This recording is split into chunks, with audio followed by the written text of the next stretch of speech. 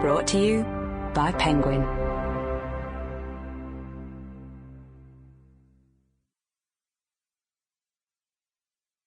Agent Storm: My Life Inside al-Qaeda and the CIA. Written by Morten Storm, with Paul Cruickshank and Tim Lister.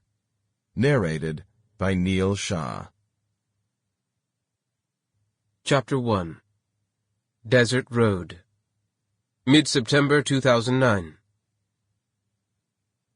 I sat in my grey Hyundai, peering into the liquid darkness, exhausted and apprehensive. Exhausted because my day had started before dawn in Sana'a, Yemen's capital, some 200 miles to the northwest. Apprehensive because I had no idea who was coming to meet me, or when they would arrive. Would they greet me as a comrade, or seize me as a traitor? The desert night had an intensity I had never seen in Europe. There were no lights on the road that led from the coast into the mountains of Shah province, a lawless part of Yemen. At times there hadn't been much of a road, either. A fine coating of sand had drifted onto the baking tarmac. Long after sunset, a humid breeze wafted in from the Arabian Sea. My apprehension was fed by guilt.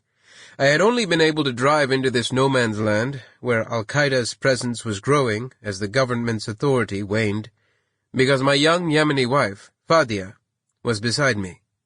Note, Fadia is not her real name. For her safety and that of her family, I have given her a pseudonym. On the pretext of visiting her brother, we had negotiated one checkpoint after another, on a dangerous route south. In my quest to reconnect with Anwar al-Awlaki, an American Yemeni cleric who had become one of al-Qaeda's most influential and charismatic figures, I knew I was risking my life. Yemen's military and intelligence services had recently stepped up their attempts to combat al-Qaeda in the Arabian Peninsula, AQAP, one of the most active and dangerous franchises of Osama bin Laden's group. There was the risk of an ambush, a shootout at a checkpoint, or just a lethal misunderstanding. There was also the danger that Awlaki, now dubbed al-Qaeda's rock star by Western newspapers, might no longer trust me. My trip had been at his request. In an email he had saved in the draft folder of an anonymous email account we shared, he had told me, "Come to Yemen. I need to see you." It had been nearly a year since I had seen Awlaki, and in that time he had continued a remorseless and fateful journey. The radical preacher sympathetic to al-Qaeda had become an influential figure within its leadership, aware of and involved in its plans to export terror.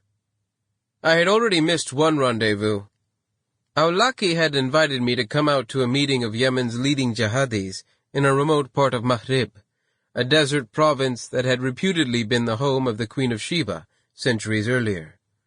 Awlaki's younger brother, Omar, was meant to organize my travel to Maghrib, but had insisted I dress as a woman in a full veil, or niqab, so that we could get through the checkpoints. At 6 foot 1 inch tall and weighing nearly 18 stone, I was dubious. I had declined the offer, even though the driver who would take me to meet these wanted men was a police officer. Such were the contradictions of Yemen. My absence from such an important gathering of al-Qaeda's leaders in Yemen had gnawed at me. So a few days later my wife and I undertook this odyssey to Shabwa. After a few minutes, I heard the muffled growl of a distant engine, then saw headlights and the approach of a Toyota Land Cruiser packed with serious young men brandishing AK-47s. The escort party had arrived. I grasped my wife's hand. If things were about to go very wrong, we would know in the next few moments.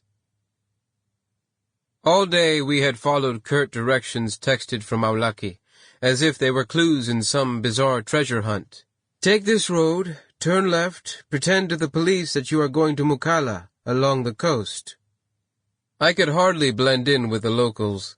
As a heavy-set Dane with a shock of ginger hair and a long beard, I might as well have been an alien life form in a country of wiry, dark-skinned Arabs. In a land where kidnapping and tribal rivalries, trigger-happy police, and militant jihadis made Sample complete. Ready to continue?